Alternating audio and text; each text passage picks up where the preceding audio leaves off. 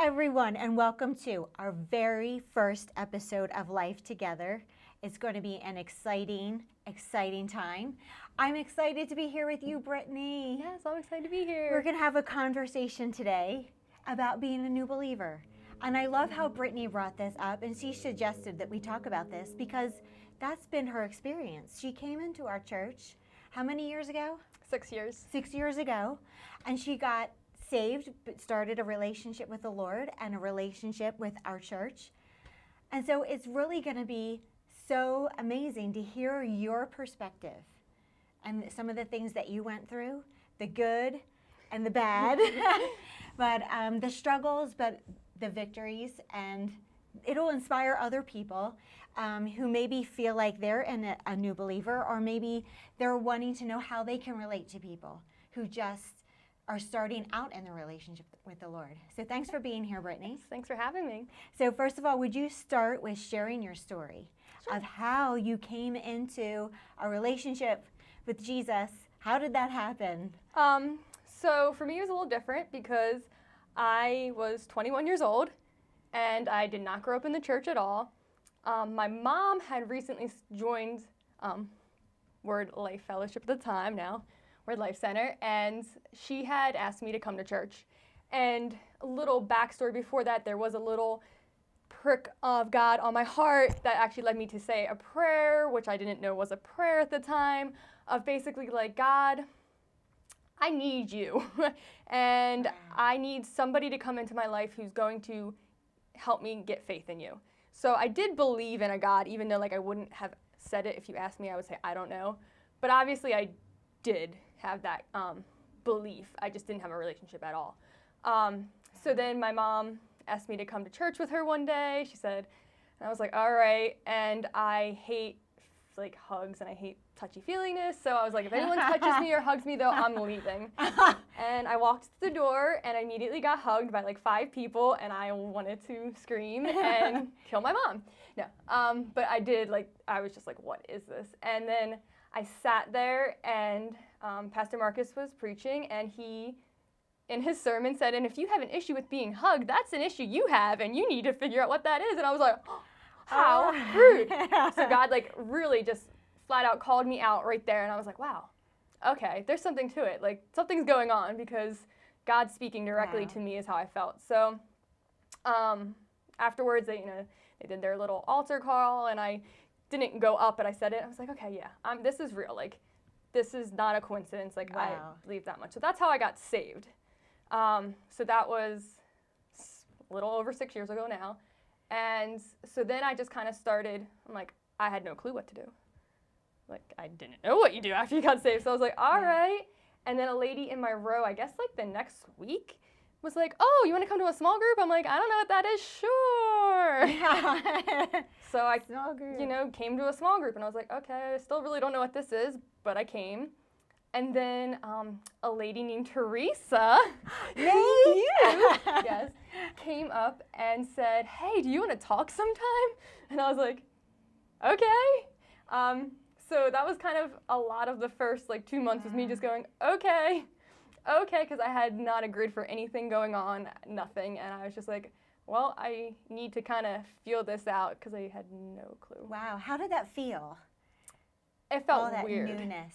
It felt really weird at first because I didn't know half the time what I was saying okay to, but I knew I wanted to say okay because I wanted to find out what this was. I saw the people around me and they had these relationships with God, and like I said, I knew deep down that's what I wanted. That was my cry of my heart before I got saved. Like I did have that want in my heart. Wow. So it was definitely still weird though. I thought, wow, okay. What did you see in others that you wanted? Like what was it? Happiness, joy. Wow. I was not happy. I was not joyful. And so I was like, okay, there's something like, why are they happy? Why are they so joyful all the time? Wow. And I'm not.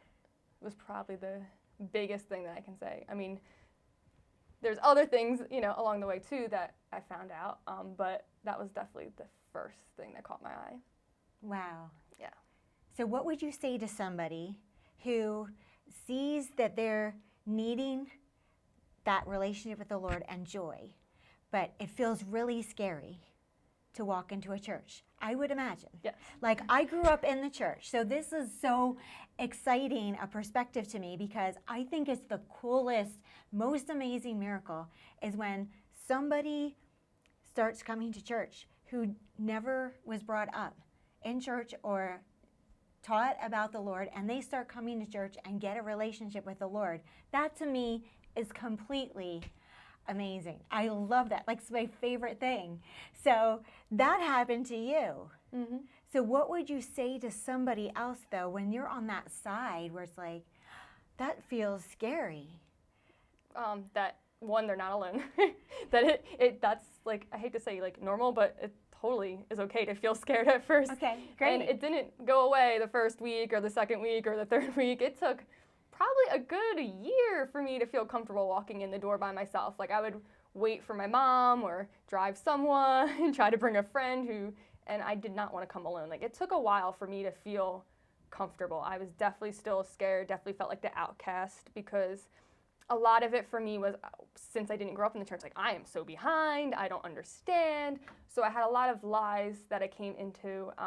So that would be my first thing. You're not alone, and if it takes you, a while to feel comfortable, that's, something that I personally totally understand. And the second thing is just don't give up.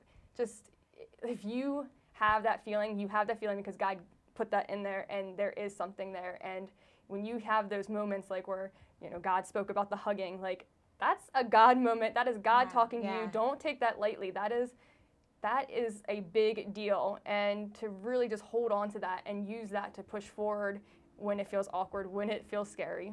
Yeah.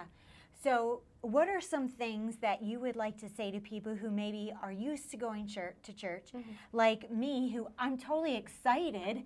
I still remember when you first started coming to church, and I was totally thrilled. I totally wanted you to feel welcomed. I felt like you were welcomed, but you weren't feeling welcomed. Yeah. So is there any, and even though in our hearts we're wanting you to feel welcome, is there any keys, like advice you have for people to help somebody like you feel welcome? I think one thing is definitely patience, because I think now that I've, grown in relationships, a lot of people felt like I didn't like them at first, and it was not that I didn't like them at all. It was I was scared, and so I didn't want to be rejected. I didn't know how to handle these relationships, so a lot of times I pushed people away. So for someone, new, it is a little scary sometimes, everyone coming up, and even though it's a great thing, like, you want to love on them, so just be patient if sometimes That's they really good, though. are like, a little standoffish, because it's overwhelming at first. So definitely that would be one. And That's really good. Yeah. So somebody's new and they're kind of acting standoffish. Don't take it personal. Yeah. Just keep on being sweet and kind. Yeah, and just be yourself, like, because that's really what was helpful for me to get to see people, like, outside of church, like, just them. And it was like, Gotcha. okay, they're not just this way, they're not performing, they are like this here, they're like this there. So getting to do those things outside of church for me was huge, because then I felt, one, a part of them in a different way. It wasn't just, oh, I see them at church. And it made me feel, like, oh, they really enjoy me, they want me around. And like I said, then I got to learn, okay, this isn't just something they perform and do, this is who they are, and they walk out of identity, because you can hear about it all you want, but till you really see it in action, it's hard when you don't grow up in the church to understand this identity that everyone talks about. And just the church language altogether at first took a long time for me to get used to. Like, identity, I hear that on the street. It didn't quite mean what it means here. And a lot of the words sometimes didn't quite mean what they meant, in the world, what they currently mean in the world. So really getting to see things played out and not just hearing about them was huge for me. Yeah, I didn't ask you about this before, but do you have any examples of a time when you felt like things started feeling real, the people around you, it started feeling real?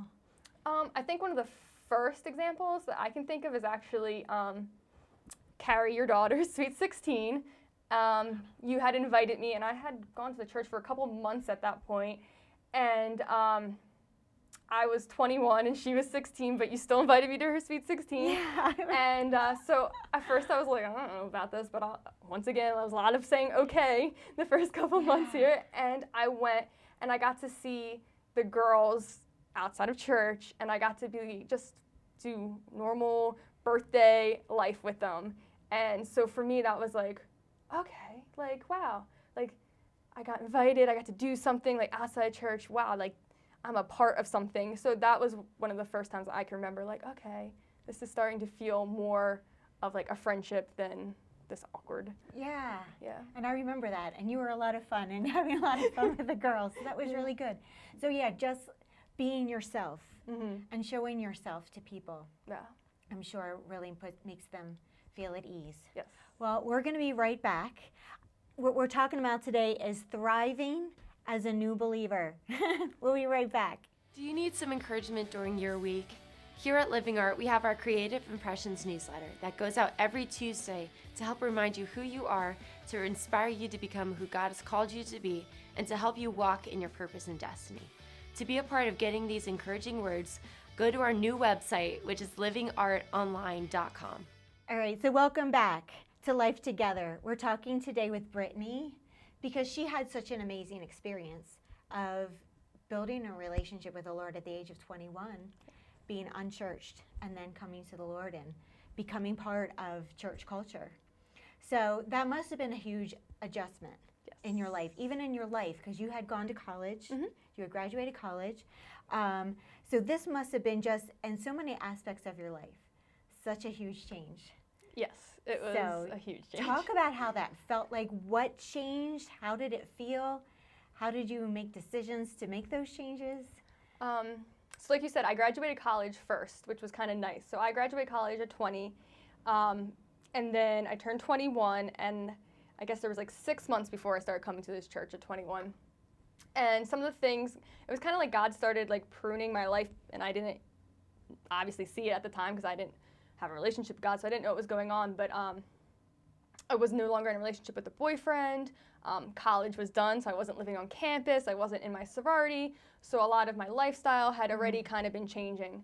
At the point when I came here, I was actually in a graduate program, so my studies were really important too. So my life had dramatically changed from what it was in college. I was in a sorority, lots of going out, lots of staying out late. I mean, I was on a scholarship, so my grades were always important to me, but at the same time, there was a total different lifestyle before when I was living on campus.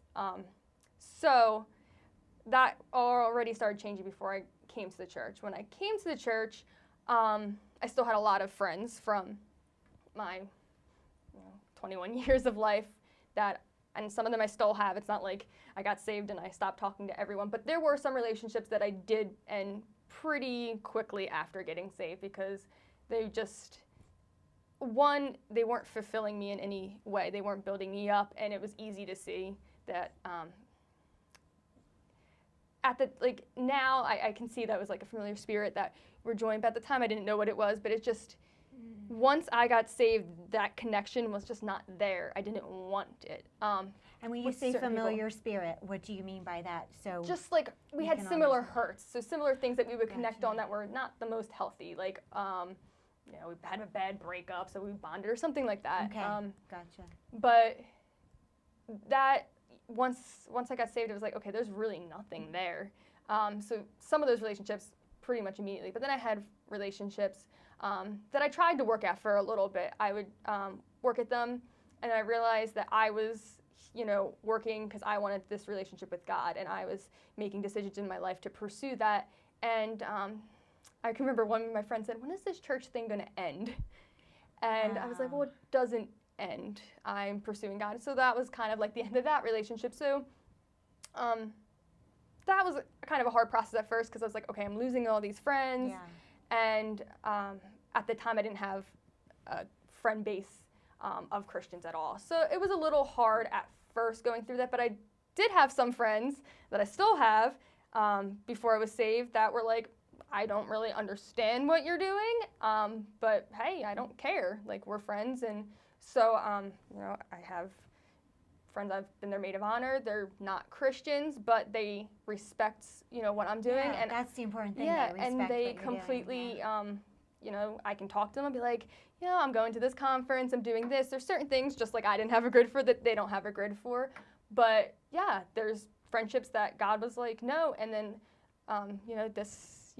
they just got to come alongside me, which is really neat for me too, to see these relationships that God's just like, yeah, you get to, have this influence, you get to be friends with them, but it's not like I got to say that I lost all my friends. He just kind of like was like, yeah, these ones are okay, these ones, but at first it felt horrible, but then like getting to walk through it, I was like, wow, okay, so I had those friends, and then I made new friends here, and my friends, at church who are Christians, we talk about everything because we can talk about, life outside of church, but we can also talk about what the amazing things God's doing in my life that my friends previously don't have a grid for.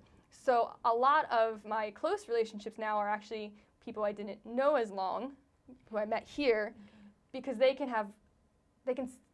talk about my whole life. We can talk about everything, where my friends who, like, I'm still close, like I said, was still in their wedding, love them, but there's just certain things they don't have that grid for, just like I didn't before. But yeah, so that was a huge change that God did. Did that feel lonely? It felt lonely, yeah, for a long time. I can remember coming here, I'm just like, I don't want to be here. Maybe I should look for another church with more young people.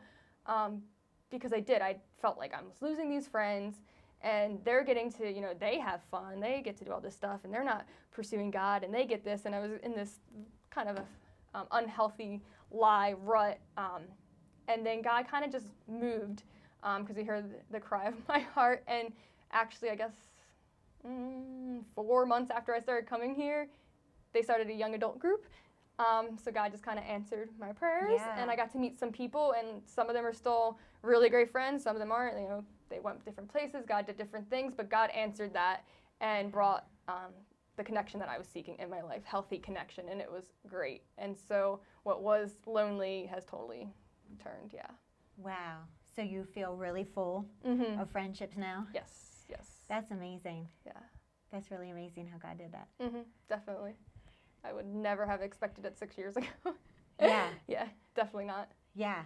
And you have amazingly found your place in our church life. Like, you are really super involved. You're like such a blessing. Like, you're doing a lot of things, and you're doing them really well, and you're a big part of our church culture now. How did you come to find your niche? You went from feeling lonely and like unseen to this place where you're totally involved, you're totally plugged in. A lot of it was, again, saying, yeah, okay, I'll try that. Yeah, okay, sure. Even when I didn't really 100% feel like it, maybe. It's not like I didn't feel like it, but I was scared, I should say. Even when I was scared to try it. The first thing I tried was kids' church. I worked in the nursery where you weren't teaching, so I didn't have to teach the kids anything, so it felt a little safer. And I had a partner, and I was like, okay, this is a safe place to start. And I started there. They needed, a certain day filled, so I would start there. And then just kind of slowly doing other things, like, oh, okay, so I can learn how to do this to set up, before, okay, I can learn how to do this to, clean up at the end.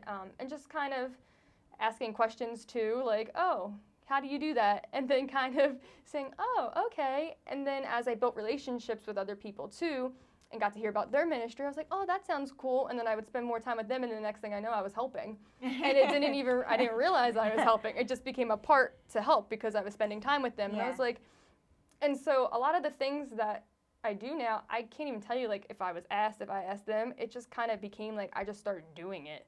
Because I was like, oh, this seems fun. Oh, what are you doing? And then I just wanted to do it. And so, but it started with being scared and saying yes anyway, because I wanted to grow. I wanted to really just, like I said, find what everyone else had. And so if that meant serving, because everyone who seemed really joyful was serving. The leaders all were serving, so I started serving. So, That's and it's, really yeah, amazing. it's still, for me, a lot of my life has been based out of performance. So there's always that fine line for me still. Like, Am I doing this out of performance, or am I doing this because I'm a servant and I want to build the kingdom and I want to help? And always kind of keeping that in mind too. That's a little more personal for me. I don't think everybody who's a new believer comes in with that, but that was something that I have to always keep in the back of my mind. And when you say performance, doing it for people to think I'm great because I want to get validation. Correct. Yeah. Okay. Yeah. Yeah. Yeah. Really great. Yeah. It's really been amazing, Brittany, to watch you. Like, seriously. Thanks. It's been huge. So what would you say to somebody who is interested in getting involved in a church, but maybe it doesn't have people their age, maybe it doesn't have, maybe they feel really like they have a lot of fear that they don't belong. Mm-hmm. What would you say to that person? The first thing I would say is I go back to my testimony of when I walked in with the hugs, and it's hilarious to me now, but the fact that that sermon talked right to me, I didn't know at the time like that was God speaking to me. I didn't have a grid for that, but I knew like that was something I stated before I came here, and it got brought out. There was something there. So not to take those little coincidences, those little things for granted. Like, that is God. And so hold on to that when it feels scary, when it feels weird, when it feels awkward. And the other thing is, it feels weird and it feels awkward as a new believer. No matter what church you go to, no matter where you're going to go, it's going to feel weird. It's going to feel awkward. You just have to push through that because it is new. When you're a new believer, it's all new. It doesn't matter what church you go to. It's all new. And then for feeling lonely, ask God. Just start saying, God, like, I feel lonely. Be real with them. Be okay. And be real with the people around you. Like I said, you came up to me and asked if I want to talk. And I told you, I was like, I don't know if I belong here because there's no one my age here. And you didn't have a solution to give me at that time. But you were just like, okay, God hears you. And having someone to at least share that with was helpful, was freeing. Because just keeping it up, yeah, I would have probably eventually just kept having that play in my mind. Nobody gets it, nobody gets it. But being at least able to tell someone what was going on, telling God, telling someone at church, just finding that. And so even that, and not having an expectation of what not being alone is going to look like. Because my expectation of what not being alone and what happened was not anything that I would have imagined. The relationships I have now, if you would have said 6 years ago, you're going to be best friends with this person, I would have said, nah, that's not going to happen. And it did happen. So just really not having expectations on certain things and just really surrendering. And that is the hardest thing, I think, for a new believer. It's like, okay, you surrender to God, and that was like, okay, a huge surrender. But there's all these little steps of surrender that you go through, and just each time it doesn't always feel fun, and it does feel scary a lot, but just surrendering. And the quicker you surrender, the quicker it gets healed. Yeah. And there must have been people, like you said, that you connected with along the way that helped you feel encouraged. Yes. Definitely. Like I said, you came up to me and asked if I want to talk, but going up to if there's a prayer line at your church, like we have, going up to them and saying, hey, I'm a new believer. Where can I get plugged in? So we have growth groups here. Most churches do have some kind of different ministry that you can go to during the week, that you can start meeting people, that you can really get connected. And like I said, it doesn't matter if they're not your age, like I thought. It doesn't matter, because when you have the relationship built on God, that stuff starts to fall away. The relationships that I had, before I got saved, they started to fall away, because once you have the God connection, you don't need a lot of that other stuff. Yeah. Yeah. It's just amazing. Even just to hear you talk with such passion and such authority, you've grown so much. Thanks. And you own it. I love it, how you're speaking and you own it. It's coming right from your heart, from where you believe. So I love how our conversation talked about, if we're encouraging, if you are a new believer, and I'm sure you could relate to this, redeemed by the blood of the Lamb and all this kind of stuff. You're like, what are you talking about? What's going on? Mm-hmm. All the language and all the words that we use in church, and all that feeling overwhelmed. Yes. And how you just stuck with it because you knew down in your heart that this was the answer you were looking for. Mm-hmm. So we're looking at it from like the perspective of the new believer and the perspective of the person who's been in church for a long time, and how to stay aware that people who are coming in who are new, to stay sensitive and to really ask them questions how they're doing and how we can help them. Yeah. So that they don't feel unseen and fall to the side. And I think the other huge thing, I kind of touched on it a little bit in the beginning, is I felt behind a lot because I didn't understand that language. I didn't read the Bible. So there were stories, and some people would make comments just in speech like, oh, you all know the story. No, I don't know that story. And then I would kind of take shame on that I didn't know that story.